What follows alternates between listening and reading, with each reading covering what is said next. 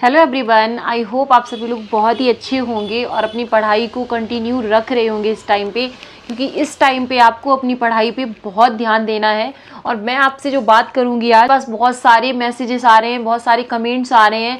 आप लोग पूछ रहे हो, बहुत सारे ऐसे बच्चे हैं जो कि फर्स्ट टाइम देने जा रहे हैं और वो ये पूछ रहे हैं कि मैम क्या 20 दिन बचे हैं, क्या हम पास हो सकते हैं, क्या हमारे पास सिर्फ 25 दिन बचे हैं, मैंने कुछ भी नहीं पढ़ा है तो क्या हम पास हो सकते हैं। सबसे पहले तो हाँ, आप पास हो सकते हो और बहुत अच्छे नंबर से भी पास हो सकते हो, लेकिन उसके लिए आपको कुछ ट्रिक्स, कुछ स्ट्रेटजी अपनानी होगी। थोड़ा सा टाइम अपना जो है वो आपको बढ़ाना होगा पढ़ने के लिए, क्योंकि देखो ने अभी तक बिल्कुल भी नहीं पढ़ा है तो आप कैसे पढ़ाई करो, और जिन्होंने पढ़ रखा है तो वो अपने नंबर्स को और भी ज़्यादा मतलब इन्हेंस कैसे कर सकते हैं, उनको कैसे और 140 प्लस 130 प्लस आप वहाँ पर ला सकते हो। ओके, तो उस पर हम लोग बात करने वाले हैं और स्वागत है आपका सभी का एक बार फिर से।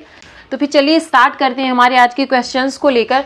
तो सबसे पहले तो देखो, अपने हर वीडियो में आपसे बात करिए एक चीज़ को लेकर, और उसको अगर आपने फॉलो किया ना तो आपको समझ लो 50% आपका पेपर ऐसे ही निकलेगा, क्योंकि ऐसा नहीं होता है। हम बचपन से लेकर अभी तक पढ़ते ही आए हैं। तो जो बच्चे ये भी कह रहे हैं ना कि मैम मैंने बिल्कुल पढ़ाई नहीं करी है, तो उनने मान लो CDP को नहीं पढ़ा होगा, या फिर मतलब जो पेडागॉजी है उसको नहीं पढ़ा होगा, बट जो आपका मैथ है, आपकी न्यूमेरिकल आपका जो है मैथ का, हिंदी है, इंग्लिश ग्रामर है, EBS के बारे में भी SST में होता, हमारी जो प्रीवियस ईयर क्लासेस हमारी थी उसमें 10th में 12th में सब में होता है।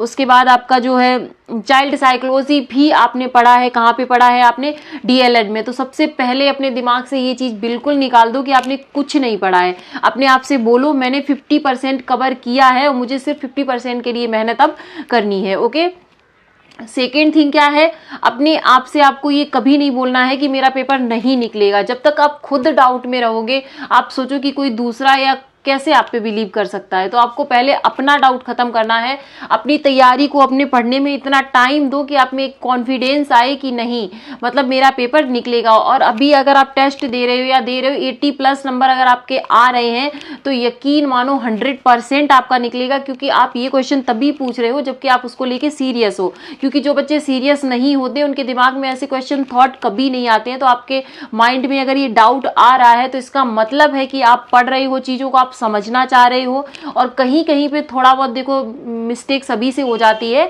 तब हमें ये लगता है कि हमें ये टॉपिक समझ नहीं आ रहा है या फिर हम इसके लिए क्या करें। तो सबसे पहले तो पॉजिटिव थिंक, अपना माइंड एकदम पॉजिटिव रखो।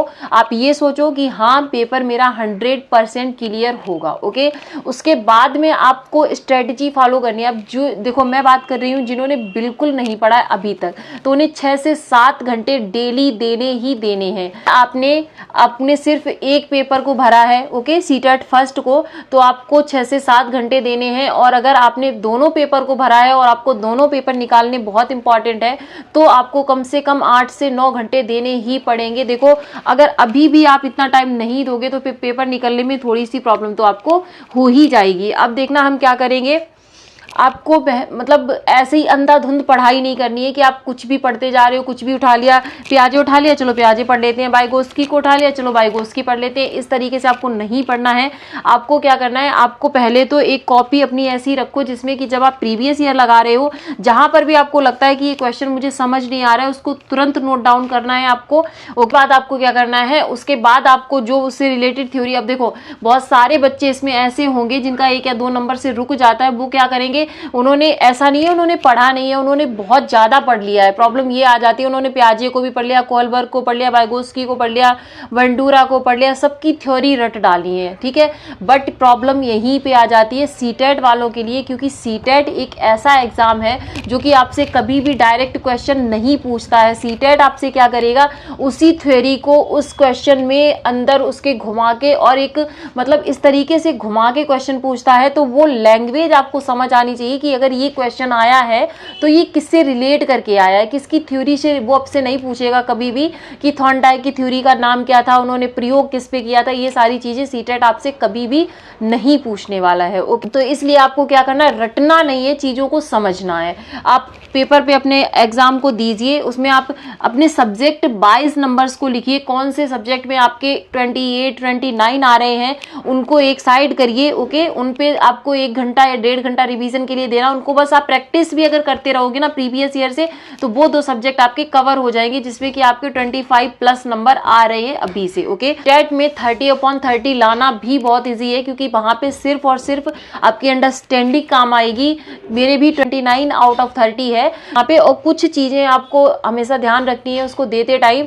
एक तो पॉजिटिव निगेटिव आपके वर्ड्स होते हैं, उन पे आपका पूरा फोकस होना चाहिए, वो आपको देख। और सबसे मोस्ट इंपॉर्टेंट क्या है, आपकी पढ़ने की स्पीड। मैं जब भी क्वेश्चन कराती हूँ मैं उसी स्पीड से पढ़ती हूँ जिस स्पीड से मैं खुद का पेपर जब मैं एग्जाम हॉल में बैठी होती हूँ उस टाइम पे पढ़ती हूँ। तो आपको अपनी स्पीड बढ़ानी है, क्योंकि सीटेट पे पेपर लेंथी होता है बहुत ज्यादा। एक एक ऑप्शन 3-3 4-4 लाइन में लिखा हुआ आएगा, आप जब तक एक ऑप्शन को पढ़ोगे दूसरा आप भूल जाओगे तब तक। तो आपकी शार्पनेस वहां पे बहुत ज्यादा काम आने वाली है, इसलिए प्रैक्टिस, और प्रैक्टिस से ही आपको ये शार्पनेस आएगी वहां पे। ओके, कुछ बच्चे अभी से इस चीज़ को लेके परेशान हो गए हैं, सेंटर कहाँ जाएगा, सेंटर कहाँ मिलेगा, पता नहीं। तो इन सारी चीज़ों को अभी आप साइड करो, क्योंकि अभी आपका पढ़ने का टाइम है, और सेंटर जब आएगा तो वो 1 सप्ताह पहले ही हमें पता चलता है कि हमारा सेंटर कहाँ गया है। और देखो, आप एक पेपर डेली ऐसे लगाओ जैसे कि आप एग्जाम हॉल में बैठे हो, सभी को बोल दो मुझे डिस्टर्ब नहीं करना है उस टाइम पे। 2.5 घंटा पूरा दो उसमें। आप मतलब ये मान लो कि हाँ आज मेरा पेपर है और मैं उस पेपर को देने वाली हूँ, ओके, देने वाला हूँ जो भी। तो आप उस पेपर को उस तरीके से लगाओ, फिर उसको फुल एनालिसिस करो कि देखो आपने गलती कहाँ पे की।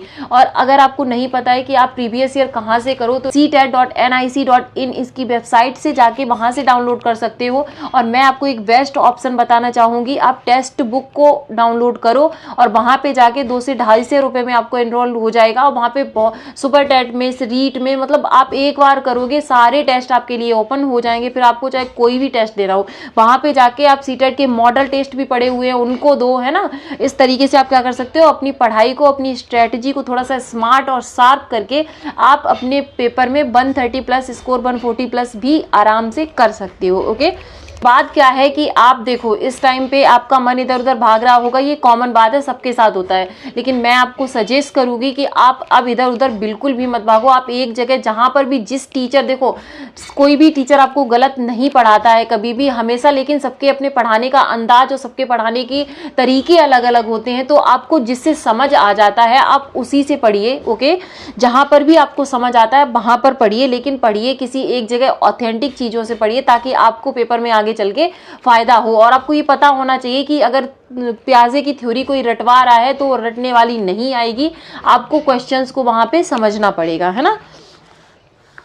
सीडीपी पर मोस्ट फोकस करो, क्योंकि सीडीपी आपका एक ऐसा सब्जेक्ट है। सीडीपी क्या, आपको पेडागॉजी समझनी है एज ए टीचर। आप मतलब बच्चों को कैसे पढ़ाओगे, बच्चों को कहाँ पे रखोगे। तो कुछ इंपॉर्टेंट चीजें मैंने एनसीएफ करा दिया है। एनसीएफ से डायरेक्ट जहाँ पे वो जो आपके पॉइंट टू पॉइंट दिए हैं, वहां से आप, अगर आपने उतने भी पॉजिटिव पॉइंट अपने मन में रख लिए ना, तो 100% आपका पेपर क्लियर होने से कोई नहीं रोक सकता। इसलिए एनसीएफ वाला वीडियो जरूर देख लेना, आपको बहुत हेल्प होने वाली है उससे। और उसके बाद है मैथ न्यूमेरिकल। क्या होता है, देखो मैथ, काफी बच्चों की मैथ वीक होती है और मैथ में बहुत प्रॉब्लम होती है उन्हें। तो आपको क्या करना है, आपको मैथ एक भी सब्जेक्ट छोड़ना नहीं है। आपको ये नहीं सोचना है कि इसमें अगर 15 भी आ जाएंगे तो नहीं, आपको सब में 20 प्लस तो लेके चलना ही है। और 2 सब्जेक्ट अपने ऐसे रखने हैं जिसमें कि आपको 25 प्लस लेके वहां पर आराम से चलना है। ओके, तब आप अपने पेपर को क्या कर सकते हो, क्लियर कर पाओगे। देखो 25 आपका 50 हो गया यहाँ पे। उसके बाद अगर आप 20 लेके चलोगे तो 60 हो गया, है ना। इस तरीके से आप 110, तो ये मतलब जब आप बिल्कुल पढ़ाई नहीं करिए तब आपका ये टारगेट होना चाहिए। वैसे आपका टारगेट इससे भी ज्यादा होना चाहिए। वो आप खुद का एनालिसिस किसी भी टीचर से या मुझसे किसी से भी बेहतर कर सकते हो, तो वो आप खुद में एनालिसिस करो इन चीजों का, और अपने पेपर को, अपनी तैयारी को एक मजबूत डायरेक्शन में ले जाओ, ठीक है। और बिल्कुल भी परेशान नहीं होना है। अपने पॉजिटिव माइंड के साथ, अपने फुल एनर्जी के साथ, फुल कॉन्फिडेंस के साथ आपको पढ़ना है और आपको पेपर निकालना है। Okay, so all the best for your paper and thank you so much आप सभी लोगों के सपोर्ट के लिए। Thanks for watching. और जितनी भी मैंने स्ट्रेटजी बताई है फॉलो जरूर कीजिएगा। आपका कोई भी डाउट है तो मुझे आप कमेंट सेक्शन में लिख के पूछ सकते हो, मैं सभी का रिप्लाई करती हूँ। मिलते हैं कुछ इंपॉर्टेंट वीडियो के साथ, नेक्स्ट कुछ इंपॉर्टेंट क्वेश्चंस के साथ। तब तक के लिए आप अपना ध्यान रखिएगा, ओके, और अपनी पढ़ाई को कंटिन्यू रखिएगा। All the best, thanks for watching, जय हिंद।